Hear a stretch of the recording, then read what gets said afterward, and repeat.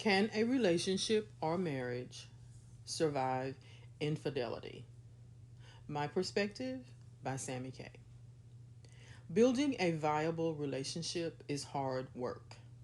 Sustaining a marriage is even harder.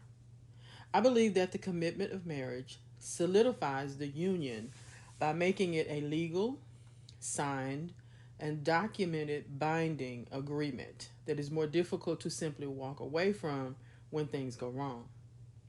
This is especially important when marriages are faced with some of the more serious realities of life. The core of a marriage is based on love, respect, honor, and trust. When a marriage is faced with infidelity, the trust, honor, and respect are often mortally damaged.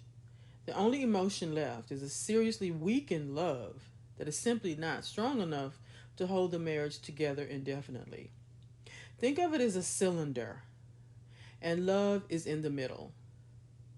Respect, honor, and trust come together in a circle of security and support. Without the bracing of the sides, the love is left weak and defenseless. Does this mean the marriage is over? No. I have witnessed many women refuse to give up on their marriages. Some women feel their emotional and or financial investment is too high to simply walk away. They are likely to stay. Other women will allow their pride to rule their hearts, or they will listen to family and friends who don't necessarily have their best interests in mind. They will often leave. A true friend will understand this is a decision the woman must make on her own. It is her life.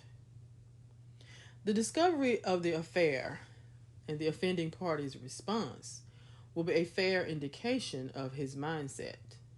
When faced with proof of his actions and he does not hesitate to show genuine remorse, he probably means it. If he is smug and arrogant, accept the fact that these attitudes are difficult to fake. Arrogance is not a facade. If there is no proof, he will possibly just deny the allegations. Honestly, the integrity of a marriage is too important to risk damaging based on suspicion alone. A mentally healthy woman can generally trust her instincts regarding those she loves. I say generally only to be fair. I have personally never seen them fail. When two people stand before God and make a promise to love, honor, and cherish each other for life, why do we so often fail to make God the keeper of our marriage? No matter how much love there is, or how long the marriage has lasted, without God placed first in the marriage, the union will simply not be strong enough to battle the emotional storms of life. Keep your marriage in God's hands at all times. It is never too late to seek God's help and guidance regarding anything. If it is God's will, it will happen. But again, there is work involved. Sometimes God allows events to happen that will get our attention and bring us closer to Him and where He needs to be in our lives. A woman praying for her marriage is focused and dedicated. She will grow in her faith no matter what the outcome of the marriage happens to be. She must be prepared to accept God's will, even if the season for the marriage has come to an end. God will always do what is best for us, His children. A person chooses to defile their marriage because they are exercising their God given free will to do so. They must use that same free will in the desire to save their marriage. It has always been and will always be about a person's choice. In order to respect In order for respect and trust to be reestablished, the couple must have a meeting of the minds. They both have to genuinely love each other enough to invest the time and effort needed to rebuild their marriage.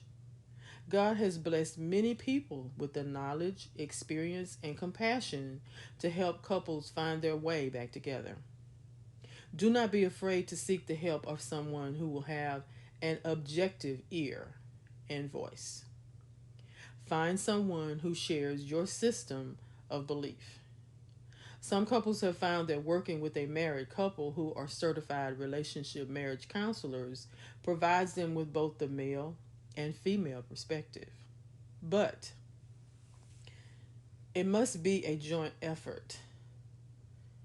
One person cannot, nor should they, do the work for both of them.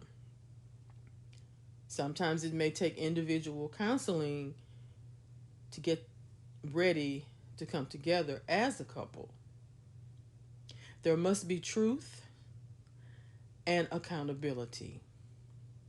There must be a genuine desire to grow together.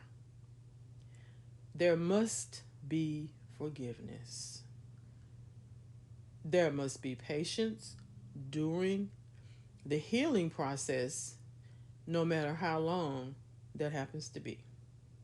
True love is a priceless gift from God.